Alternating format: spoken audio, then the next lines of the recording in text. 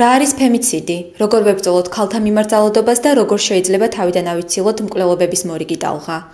ეს ის კითხვებია, რაზე პასუხსაც მსოფლიოს თითქმის ყველა კუთხეში ეძებენ უფლებადამცველები, მაგრამ ჯერჯერობით ამაოდ. დაიან რასელი პირველი იყო, ვინც 1990-იან წლებში განსაზღვრა ფემიციდი, როგორც კაცის მიერ ქალის მკვლელობა მისი სქესის გამო. ფემიციდის ესა თუ ისახე საქართველოსთვისაც ნაცნობია, თუმცა წლების მანძილზე ინფორმაცია გენდერული ნიშნით ჩადენილი მკვლელობების შესახებ საზოგადოებისთვის არ იყო ხელმისაწვდომი. როცა 2014 წელს მედიამ 27 ქალის მკვლელობა გააშუქა, ამ თემაზე ღია დისკუსიაც დაიწყო. 2014 წელს თქვენ იცით, რომ ძალიან გახმაურებული შემთხვევები იყო ფემიციდის, ანუ ქალთა მკვლელობების, რომელიც მედიამ ძალიან აქტიურად გააშუქა. და თითქოს ესე იგი მედია მუდმივად აშუქებდა ამ ძალიან აქტიურად მართლაც ამ ფემიციდის შემთხვევებს, მაგრამ მაინც და მაინც ყურადღებას არ აქცევდა ჩვენი სახელმწიფო სტრუქტურები და ინსტიტუტები. ამბობდნენ, რომ არა, ეს ჟურნალისტები მაინც ძალიან ბევრს ზედმეტ ყურადღებას აქცევენ, უფრო მეტი სენსაცია სჭირდება, სინამდვილეში ეს რაოდენობა არ არის მნიშვნელოვანი. ხო, ესეთი ხმა გქონდა, მაგრამ აი ყველაფერი შეიცვალა ერთ-ერთი მკვლელობის შემდეგ, ეს იყო ძალიან გახმაურებული მკვლელობა, მაკაცივწივაძის მკვლელობა, რომელიც უნივერსიტეტში მოხდა და ამის მერე, ანუ მართლაც, ესე იგი, კაცი, ქალი, მთელი საზოგადოება ფეხზე დადგა და უკვე შეიცვალა.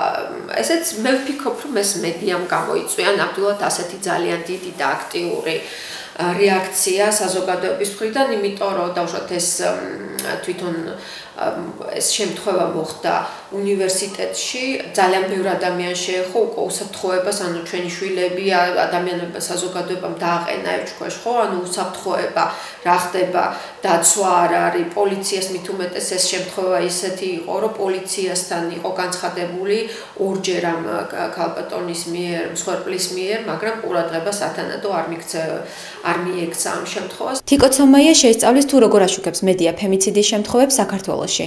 მისი თქმით, იმისათვის, რომ გამოიკულიო ფემიციდის ფენომენი, აუცილებელია კონდეს მონაცემები, რაც ნებისმიერ ქვეყანაში რთულად მოსაპოვებელია და ამ მხრივ საქართველოს გამონაკლის ნამდვილად არ წარმოადგენს. მნიშვნელოვან როლს ასრულებს ინფორმაციის გავრცელების თვალსაზრისით სოციალური ქსელებიც. 9 ივნისს კი ახალი ვებგვერდის Homicide Watch Georgia's პრეზენტაციაც შედგება, სადაც თავმოყრილი იქნება გადამოწმებული ინფორმაცია ყველა მკვლელობაზე, რომელიც საქართველოში მოხდება. მნიშვნელოვანია, რომ თვალყური ვადევნოთ ჩვენ საზოგადოებაში მიმდინარე მოვლენებს და თუ არ მივადევნეთ თვალყური, რასაკვირველია, არც იქნება პასუხი არა სათანადო იგივე სამთავრობო სტრუქტურებისგან და პოლიციის მხრიდან. და ეს ცუდი არის თვითონ რასაკვირველია ჩვენი საზოგადოებისთვის და ამ ინსტიტუციებისთვის, იმიტომ რომ თუ არ არის ტრანსპარენტულობა, მაშინ ბევრი ჭორი, ბევრი სათუო, ანუ რწმენა იკარგება და ჩვენ ვნახეთ, რომ რამდენი პრინციპში აი საზოგადოებრივი აზრის კვლევები აჩვენებს, რომ ოდნავ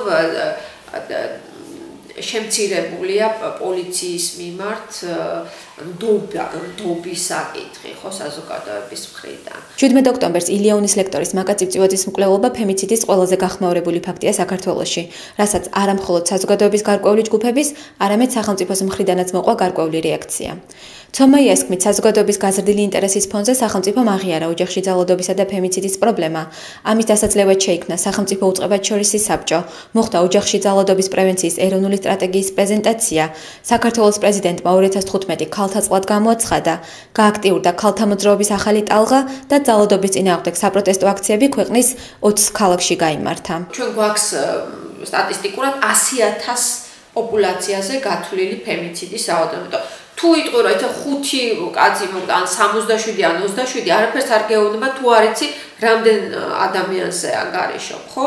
და ძალიან მნიშვნელოვანია, რომ ახლა სენსუსის ახალი მონაცემები გვაქვს ჩვენ და იქ 14%-ით შემცირდა ჩვენი მოსახლეობა აი ამ ახალი გამოკვლევის შემთხვევაში და მაშინ კიდევ უფრო იმატებს არა ეს ფემიციდის რაოდენობა, მაგრამ მაინც დავუშვათ 2 არის 2.0 100,000-ზე რომ გადავიანგარიშოთ და ჩვენ მაინც უფრო ვართ აი შვედეთი, შვეიცარია, აი ამ ქვეყანათა რიგში საქართველო. ჰომიციდის მიხედვით და ფემიციდი რომ დავითვალე, აი სწორედ 100,000 ქალ მოსახლეობაზე გათვლით იყო 0.7. აი ესეც მნიშვნელოვანია. ხა ესეც არაფერს არ გაძლევთ თქვენი სიტყვით, თუ არ შეხედეთ სხვა ქვეყნების რანგირებას, რომ სადავართ, ხო და მაინც ჩვენ ითვლება, რომ დაბალი ჰომიციდის და ფემიციდის რიგის ქვეყნებში ვართ რა მოხვედრილი, ხო, მაგრამ ძალიან მნიშვნელოვანია, რომ გავიგოთ, რატომ არიან სხვა ქვეყნები უფრო მაღალი რანგის ქვეყნებში, რა უნდა მოხდეს, რომ პრევენცია მოხდეს, რომ არ გაიზარდოს და ჩვენც არ გადავიდეთ მაღალი რანგის ქვეყნებში, ხო და აი ამისი ანალიზი უნდა მოხდეს, რისთვისაც ძალიან მნიშვნელოვანია, რომ საზოგადოება იყოს ინფორმირებული, რომ კვლევა მიდიოდეს, რომ იყოს ტრანსპარენტული მონაცემები. მთელი მსოფლიოს მასშტაბით ყოველწლიურად 70,000-მდე ქალი ხდება ფემიციდის მსხვერპლი ინტიმური პარტნიორის ან ყოფილი პარტნიორის მხრიდან. თუმცა ეს ინფორმაციით საქართველოში 2014 წელს გამოვლენილი 3 შემთხვევიდან ფემიციდის მსხვერპლი იყო 17 წლამდე გოგონა, 11 შემთხვევიდან 17-დან 35 წლამდე ახალგაზრდა ქალი, 9 შემთხვევიდან კი 40-75 წლის ქალი. აქედან 10 ფაქტი მოხდა თბილისში, დანარჩენი კი რეგიონებში. ფემიციდის შედეგად ობლად დარჩა 20 ბავშვი.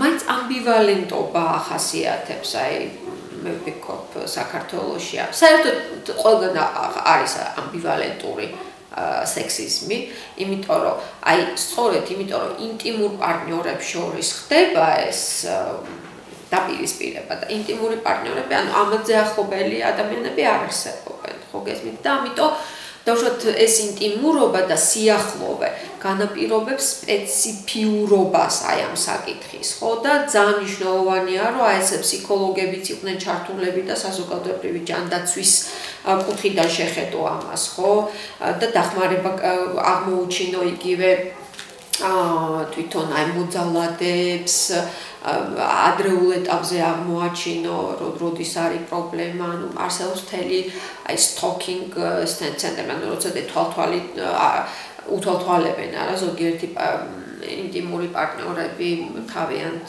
მსხვერპლებს, აი ამ დროს მთელი სტრატეგიებია, ასე ვთქვათ და ეს მნიშვნელოვანია, რომ შესწავლილი იყოს.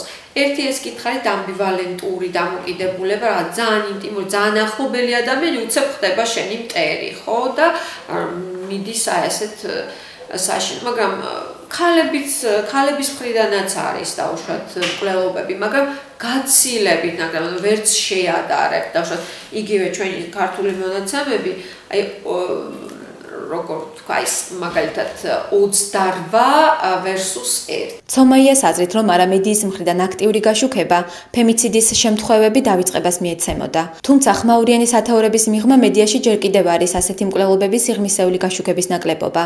საზოგადოებისთვის არაა ხელმისაწვდომი ინფორმაცია მკვლელობების გამოძიების შესახებ. მათ არ იციან რა სასჯელი შეეფარდათ მოძალადეებს ან რა ბედიელით ობლად დარჩენილ ბავშვებს.